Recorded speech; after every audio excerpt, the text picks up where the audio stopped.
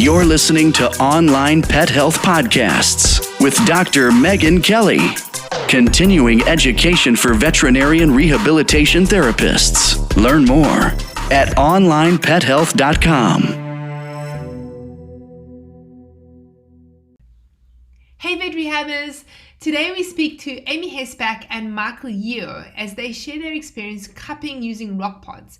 Now they explain how to use them and how to select cases that would most benefit from the cupping. Both Amie and Micheal are no strangers to online pet health. Micheal we all know for his never stop learning attitude, and even time zones won't hold him back. You can often find him attending live webinars at 2 a.m. in the morning. Amie has lectured several lectures for Online Pet Health, and she has a special interest in neurological rehabilitation. We have some great webinars members can look out for in our members library. I personally really enjoyed her lecture on tone modulation. We now have 160 hours in the small animal platform. We have 77 hours in the hydro platform, 95 hours in the equine platform, and if you're a multi-member and a member of all three of our platforms, that's 332 hours of vet rehab CPD online at your convenience. Yowza. Both Amie and Micheal together published an article recently in the American Journal of Physical Therapy on cupping using RockPods, and if you subscribe to this journal, have a look out for the article. Before we head over to our chat with Amie and Micheal, a quick word from our sponsors. Companion Animal Health delivers the most advanced technologies in pain management, photobiomodulation, rehabilitation, diagnostics, and regenerative therapies to veterinarians. Whether your goals are to heal and reduce pain, regenerate and repair tissues, diagnose and record treatment success, or provide rehabilitative modalities, Companion has a solution that is good for veterinary hospitals and their patients. Companion's products are backed by evidence, supported by education, and successfully implemented through Companion's industry-leading commitment to long-term partnership. You can learn more at companionanimalhealth.com. Over to Micheal and Amie. Hi everyone. Hi guys. Hi Micheal. Hi Amie. How's it going? Good, thank you. Good to see you. Cool. Thanks so much for joining us. Amie and Micheal, what is the research article that you quote most often, or what is the research that's made the biggest impact on your practice and way of thinking? So Amie, if you could start, and then Micheal can answer. Sure. I've been doing a lot of reading about kind of the mechanisms and the why with regards to what we do. And a lot of that is taking me into the basic research, basic sciences, but things that are cutting edge and that are kind of brand new. So I'm reading right now an article about manual therapy and the mechanisms with regards to pain. And that's, I think it's Bialowski in 2009. So that's one that I'm really diving deep into right now and finding some great quotes, some things that really ring true.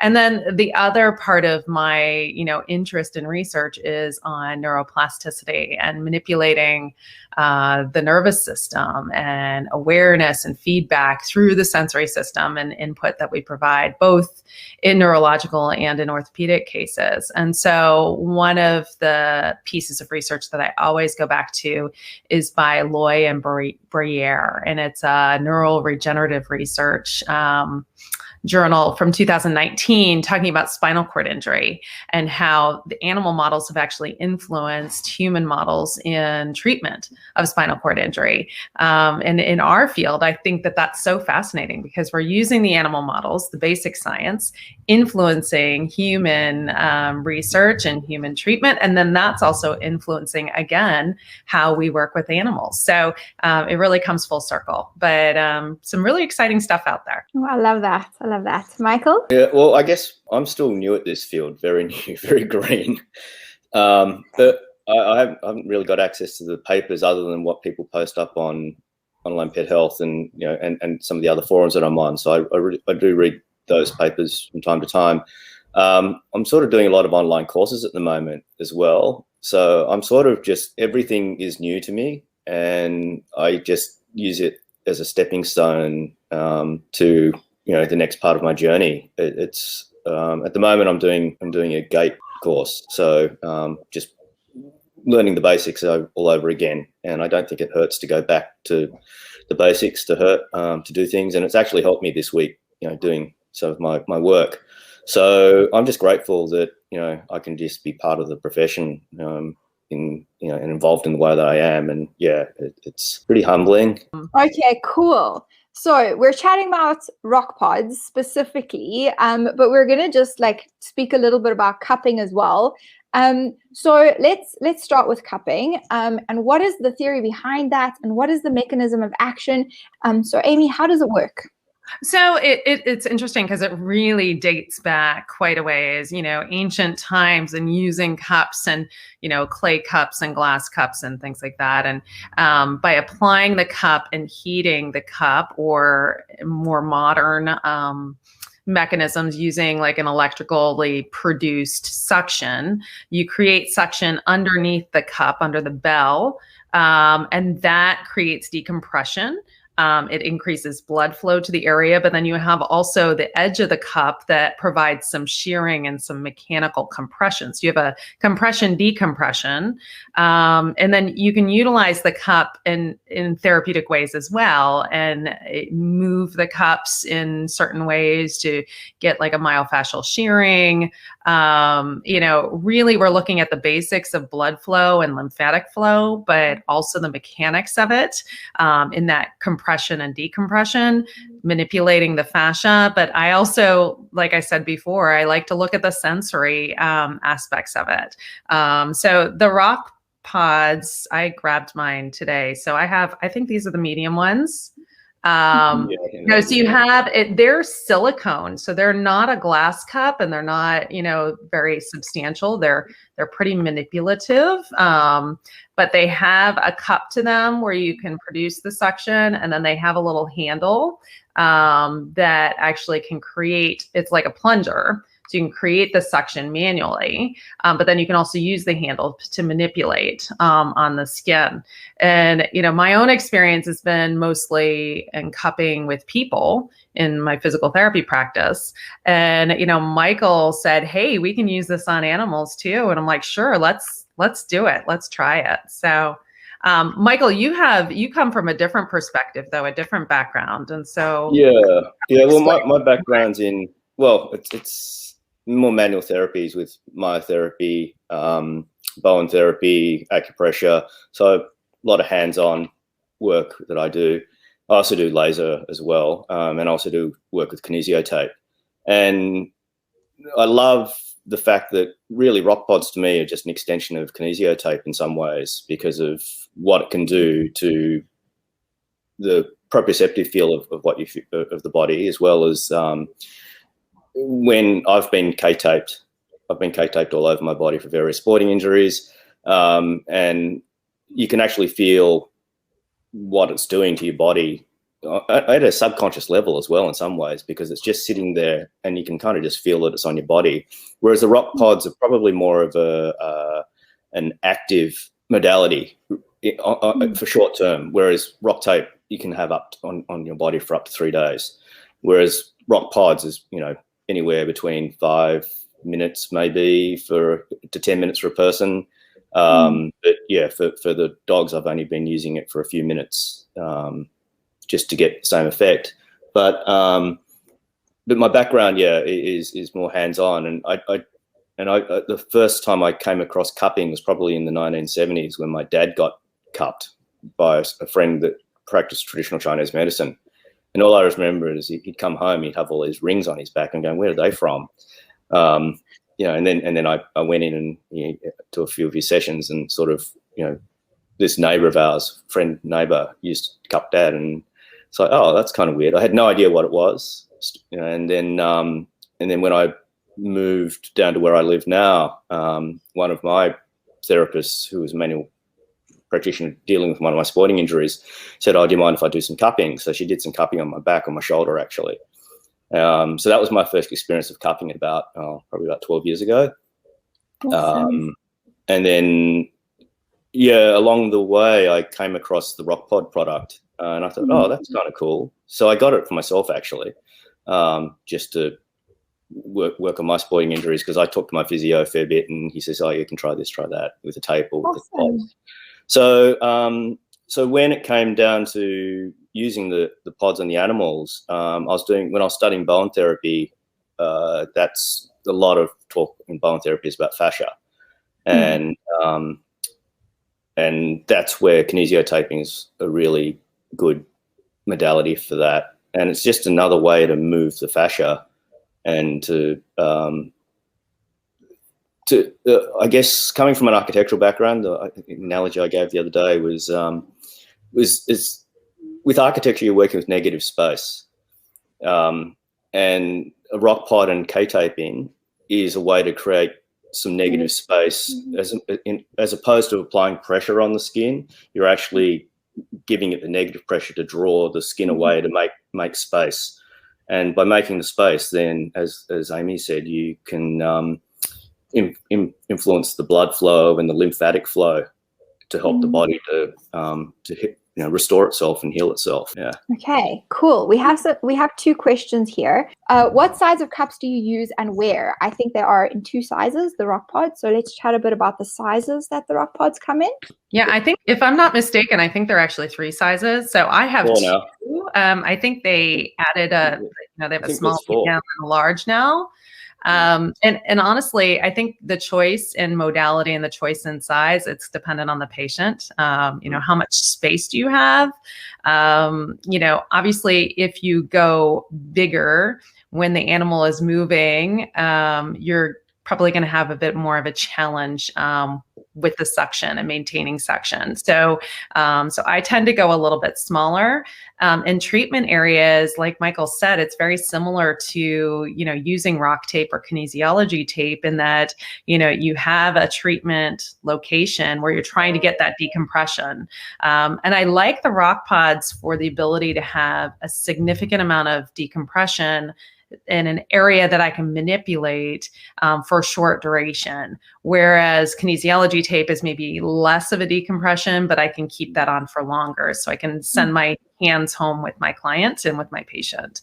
But yeah, so I would tend towards the smaller sizes, but I can use them on various sized animals. So Michael, would you agree? I've only got the red pods. Well, when you buy the kit, you get 4 red pods, which are about 50 millimeters. And I think the bigger ones, the black ones, I don't know if I can sort of do a size comparison there or not. I think these are about 50 millimeters, and I think these are about 65 millimeters in diameter. They've got new ones, I think, which are about 85 millimeters. And I think there's 2 sizes that have come out. And I think the other one might be a bit bigger than that, again, about 90 something millimeters. But I've yet, unless you're working on a Great Dane, you probably don't need the really big ones. Mainly because of where you're working on the body. Yeah, or horses. Right? Horses. Yeah, horses would definitely be the big ones. Yeah. But RockPods only brought out the big size in the last 2 or 3 months, actually. Mm-hmm. So, and these have been around, I think, about 3 or 4 years now, maybe. Something about that. I mean, and honestly, with RockPods, and not to endorse one specific product, but it's a great way for you to get your hands on and try cupping without a huge investment, because they're small, they're accessible, they're fairly cheap. If you're finding that you're getting good success, then, maybe you do want to invest in something that produces a more sizable amount of suction, and one that you can measure, like the electrical, glass cup machines. So. Yeah, I mean, we're just, the RockPods are quite cool, right? And I think that we also deserve to have toys that are fun to play with. And so I think that's really, it's a nice toy. It's a nice tool. It works, and it's colorful, and it's nice. So let's come back to Sarah's question here. She would love to know how you get them to stick, especially if you're putting them on longer haired dogs. She's still struggling with that one. So one of the challenges, how do you get them to stick? Look, on longer hair dogs, Sarah, it's pretty much you can't, is the short answer. The long answer is, if you want to shave the dog, you might be able to do that if the owner's willing. But I've got dogs who are show dogs, and there's no way that, I'm going to be shaving a long-haired German Shepherd. I don't use these often, primarily because there's a fairly small percentage of patients that are actually, you can use these, which are applicable. And they're the short-coated dogs primarily. You can kind of get it to work on a like a little terrier dog with sort of a short rough coat, but it is extremely challenging to get the pods to stick. So you're better off with a smooth coat or a short coat dog is the best bet, like a Whippet coat or something like a German Shorthair Pointer or a Weimaraner. They're the best ones. You can use them dry on them, but the suction rate's not so great. But there's different ways to achieve different levels of suction. We can go into that later, but you can use water. You just use spritz water on it. But the best thing that I've found to use is ultrasound gel, and generous amounts of ultrasound gel. And I usually put it around the perimeter of the cup and then apply it just by pushing the top of the pod down, and it just sticks. So on human skin, it's fine because there's no hair. But yeah, with the hair, it creates an air seal zone where it doesn't work. Or actually, it's not a seal at all. It breaks the seal. Okay, Yeah, so what to add to that, I hate to change the direction because I know we're really focusing on the RockPods, but I think for us as just therapists to think about the appropriate case and what our goal is, and then what tools and toys do we have at our disposal that will meet that goal? So, so if the RockPod isn't going to work, is kinesiology tape going to work? If that's not going to work, will we use like a hair clip? Loria Hughes is great about using these, just tools and devices that she's found. And, can we do some hair pooling or some skin rolling and get kind of a similar effect that's more appropriate to that case? I think for the longer haired guys, I agree. It's really difficult. I mean, sometimes you can part and move the hair away and then clip down, so it's less of an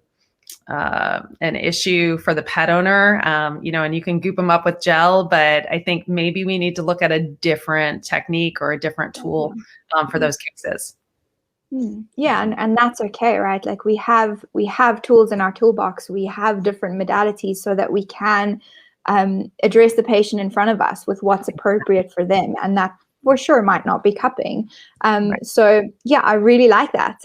So we've basically discussed now that the vacuum, creating that vacuum, holding that seal is one of our biggest challenges. Are there any other ways other than shaving and ultrasound gel that we could potentially improve that vacuum?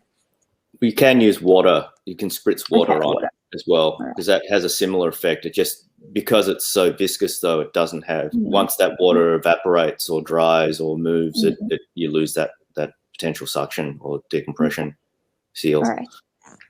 I think you have a challenge too with the skin. When you have an area, a lot of times when you're applying the cups or the pods, you're applying it in an area where you notice some tightness, like of the subcutaneous tissues or the fascia, where things just aren't moving very well. So that's a really appropriate place to place the pods. But if you have an area of skin that's more mobile, or if the animal is more mobile, that's going to ruin the suction as well. So a lot of times I try to stretch out the area and kind of get a little bit of a release of the tissue. So you have kind of a taut area first and then apply the suction, but then you have to maintain that for your treatment time. And you might be limited in some of the techniques that you can perform at the same time. If the animal moves, you might lose suction as well. So, yeah, that's the other thing too, is you have to have a patient that's willing to just to sit or lie, because if they do move around, I mean, there are benefits to the animal moving around in certain applications using the pods, but yeah, I was lucky in the patient that I used these recently that I did the original posting. I didn't actually think about using the pods the first time round because it didn't really cross my mind. It wasn't until after, when I was writing my notes up and going, oh, this is a perfect candidate to try and use the pods, because it fit all the criteria of short coat, sizable area on the body, on the lumbar sacral area where I was doing it, and and he was a relatively passive patient, which makes it ticks the 3 boxes. So yeah. Awesome. Okay, so we have another question here. Is there an online training available to use cupping? And I think that's a great question. Is there any training that you guys know of? Rock Tape have got a course, which is a human course. But the principles all apply, and the course is an online course. It takes about an hour to do. It gives you a little bit of history. It gives you application methods. Doesn't actually say anything about using the ultrasound gel, but that's just sort of something that I can't remember where I thought about using it, but yeah, that sort of just came along in the process of it. But yeah, Rock Tape for their RockPods have got a course online. I'm sure there are other, if you want to do a traditional Chinese medicine routes, there are definitely courses that do acupuncture and TCM that do teach cupping, traditional cupping. But I'm not too sure where there are courses that use the compression or the compressor to teach. So there was another vet rehabber that did a presentation from Denmark that may be able to chime in if they're listening, as to where they may have done the course, for instance. Because she did the equine. She does equine patients. Yeah, I think she does canine too, but yeah. Yeah, I think I see more of the coursework in equine therapy right now. I know there are a couple practitioners, I think maybe one in Switzerland. I know of one in the US. And it's, again, it's not looking at the specific modality, but at the goal of treatment. And so similar to a lot of the Rock Tape courses where they're utilizing, rock floss, RockPods, Rock Tape, IASTM to accomplish that same goal. So the course that I know of in the US, it's very much focusing on that compression, decompression for a functional goal. Okay. Yeah, we do have a webinar on the Online Pet Health Equine Members Portal. Diana Landskron presented that. And she uses an electrical cupping machine, which is really nice. And I really like the way that she really was using it to achieve, to do different manual therapy techniques. So when you have that vacuum being created, you can move the cup around, slide it. You can really manipulate the patient in different ways because the suction's being maintained through that electrical current. So that's quite useful if you guys want to watch that. It's a really good webinar, actually. Oh, thanks, Michael. So yeah, really, really nice. Nice techniques and things taught there if you guys want to watch that. Then we've had a comment that says it works well with scar treatments when the coat has not yet grown back. I like that idea. Good idea. And another question, have you guys seen good results in cases of lumbosacral cases as an alternative to using muscle relaxants? Who wants to take that one? I would say, you know what, honestly, the lumbosacral area is definitely an area where I would use the pods and use decompression because I think it's very responsive. Not being a vet, I don't really, think about the medications that have been prescribed. I think, when we're talking about muscle relaxants, we're talking about a systemic effect too, not as much a local effect. And I wonder if that is, maybe a conservative approach of that veterinarian with regards to treating for pain. All of these modalities and tools and toys that we have, they're going to have short duration effects, but I think what it is, it's what you do afterwards and what you do to follow up and what door that opens for you when you're releasing that area. So is the patient going right back into that painful state where, all the muscles are bound up and, is that a compensation for weakness somewhere else? Is it a compensation for pain? So I'd like to dive a little deeper in that, but I would not look away from this as being an appropriate modality to decompress that area. I don't know, Michael, have you had experience in that area? Well, that's where I actually used it for the patient in the image that I put on the Online Pet Health post, and it happened to be that area. I mean, it's perfectly suited because the cups fit there really well. You can use it along the around the proximal limb, hind limb of the dogs. You can use it around the shoulder of the dogs as well. Anywhere around the torso works really well for their pods. Not so much around the distal limb, depending on the size of your patient. Maybe the small one. I have tried using the small pod on shoulders, on the actual shoulder joint. But I'm limited success because there's too many bony prominences where you lose the suction. But I thought, well, I'll give it a go if I can try it. It may work, it may not, because I've actually used it on my shoulder, and it's and I usually get about 5 days pain relief, which is great. And the other day I actually fell asleep with the pod on by accident, and I actually ended up with about 7 days of pain relief. So, but I don't recommend that at home, to be honest with you. Yeah. Very relaxing. We got a little bit of the bruise there. But, So RockPods are a really new product, and cupping's been around for a very long time. And there are quite a few different products. So have you guys, have you any experience with other products, glass cups, other ways of creating suction? I know you can use heat. You can use other things to create that suction. So do you guys have any experience with other products other than RockPods? I've not really. Like Michael, I tend to use my hands quite a bit and manipulating, fascia and decompressing the area. I think we all love kinesiology tape for that prolonged decompression.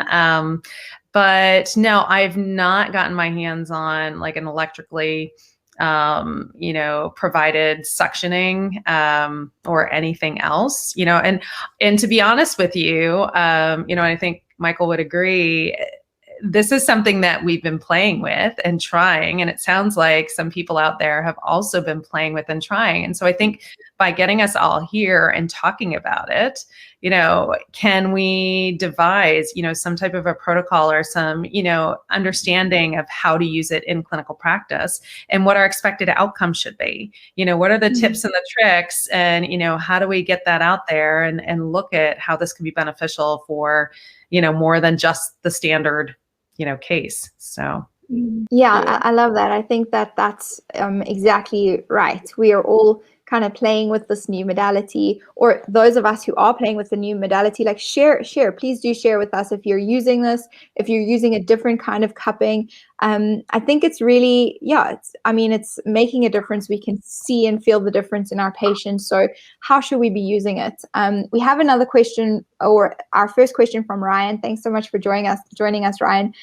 How long do you typically apply for? Well, I've been using them for about 4 or 5 minutes, no longer. Primarily because sometimes the patient's just not patient enough to lie there for for that long too. I know with acupuncture, sometimes the patient does lie down because it does have an effect on the dog. These, it really depends where they are and what the pressure feels like on the patient, whether they're actually receptive to that. So probably just 4 or 5 minutes is max. The other, not risk you run, but if you leave them on too long, you can bruise, and that's RockPod don't recommend. They recommend using it less than more, as opposed to traditional cupping, which is a longer period of time. Because with a traditional cup, you could put it on for 10 minutes, I guess, or maybe longer. But with RockPods, even in their seminar or their education program, they don't leave it on. Sometimes it's only on for 30 seconds. But there are different applications where you can just repeatedly take the pod on and off and apply this pressure, a manual pressure, by just placing the cup on, by squeezing it, holding onto the skin, and then lifting off, just to create some myofascial movement around the muscle and fascial tissue. So for my canine patients, I haven't done more than 5 minutes. Yeah, and I think the other thing too is that they fall off sometimes anyway. Before that, even with the gel. Exactly. I think to have that time limit, as to the maximum that you're going to utilize it, and maybe if it's the first time using it with a patient, a shorter duration makes more sense.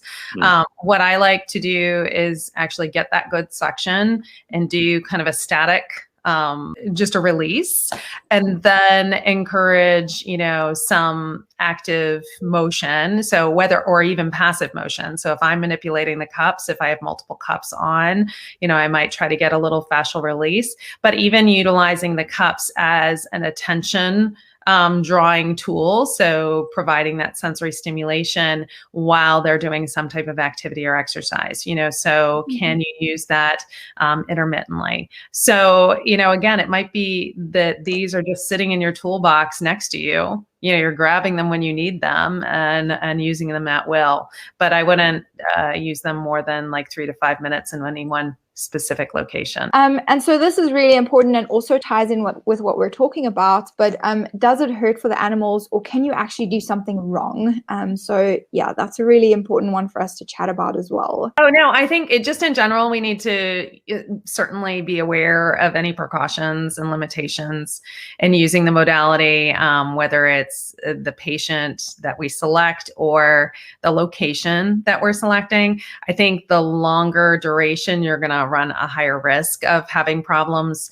If there are clotting issues or blood flow issues systemically, if they're on medications that might lead to more likely integumentary, or skin issues, I think we need to be cautious of that. I think you can cause discomfort with the pods, so we really have to attend to our patient and be aware of their response, and communicate with the pet owner as well, as to how they're doing after the treatment. Like Micheal said, our goal is not to make them uncomfortable or have pain or discomfort as a result of the treatment, but that could be a side effect, and it's giving us some feedback that maybe we shouldn't be as aggressive about our therapy in the future. And bruising is certainly not a goal. So, blood flow is good, but sometimes too much is too much. So Barbara Ryan says, in addition to the scar treatments, she's also used it in the lumbosacral area on the underwater treadmill. So that's quite interesting. Barbara, how did that go? Did they stick? Were they? Did they adhere properly? Were you how long did you keep them on in there? Did you kind of take it on and take it off? How did you do that? That's quite a good way, I think, to include movement into the treatment. And have you guys tried on felines? That's a great question. Any cats? Have you done any cats, guys? My face says it all. No, I've not been so brave, but I do think a lot of it has to do with the mobility of the skin. Right. I think that more successful treatment has been when there is that tightness or adhesion or, fibrosis or swollen area. In general, cats are going to have more mobility. But, I don't think that we can stand back and say, no, don't use it with cats. I think we have to try, but we have to be really wise in the patient that we select. I think it might have to be like a big cat like Megan's worked on in the past, to have enough muscle area.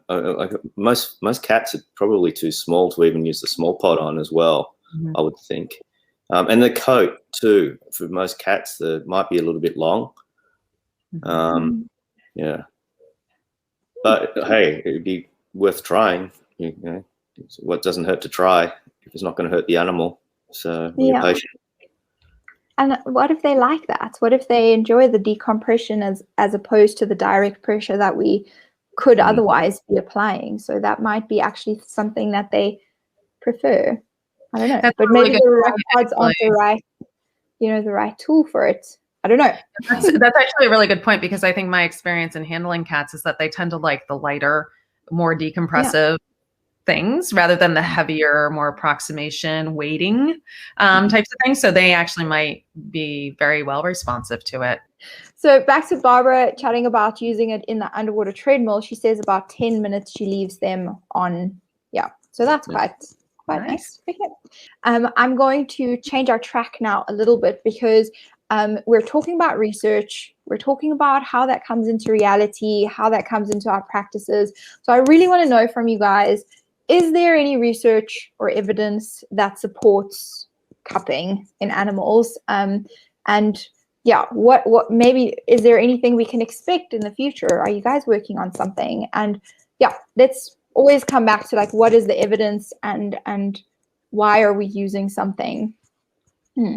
Yeah, I mean, I did a quick PubMed search, and there is research published on the use of cupping in human patients for various reasons.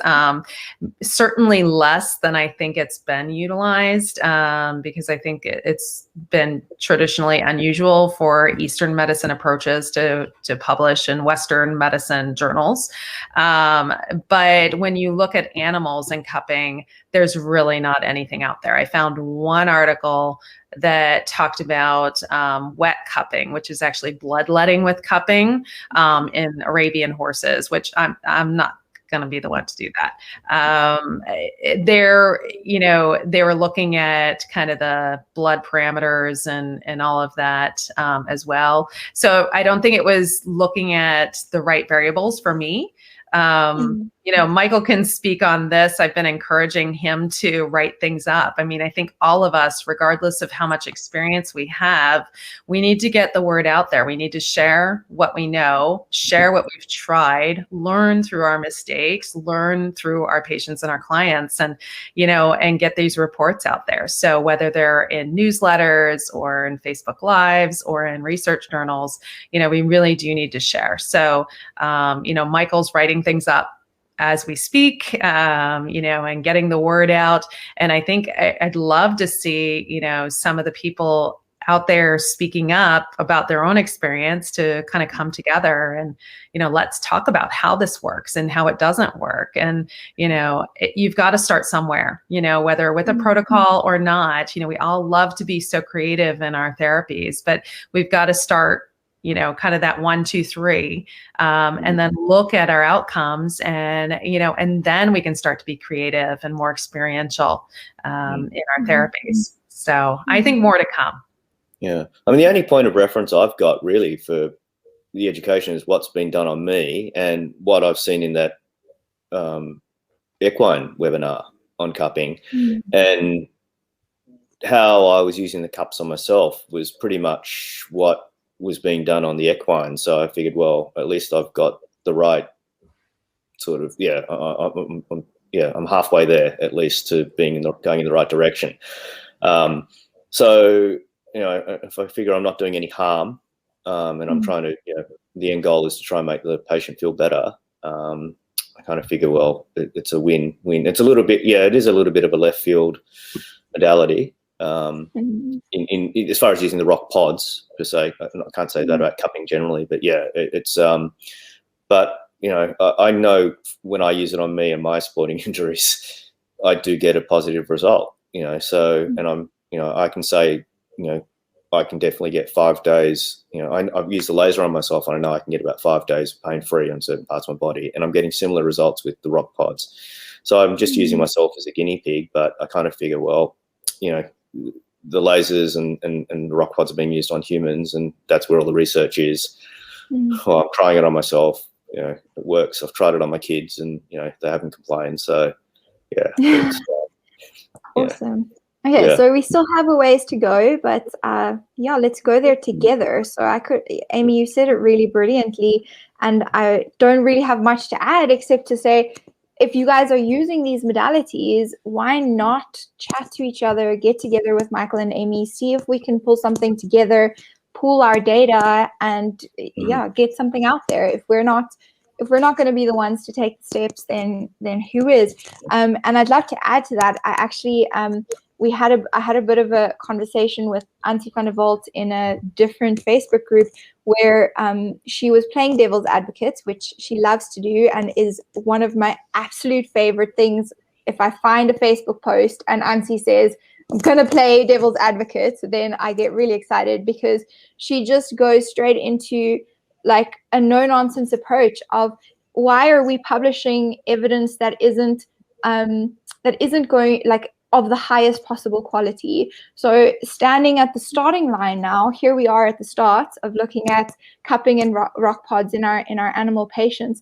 Let's get together, talk about it, create a proper plan, and get something published that's going to be really valuable to the people who read it, and that we can take back to clinical practice. So yeah, guys, get in touch with each other. Let's see where this takes us and where we can go from here. I'd love to hear what other people are doing too, personally, because I think we can all definitely learn from each other on this.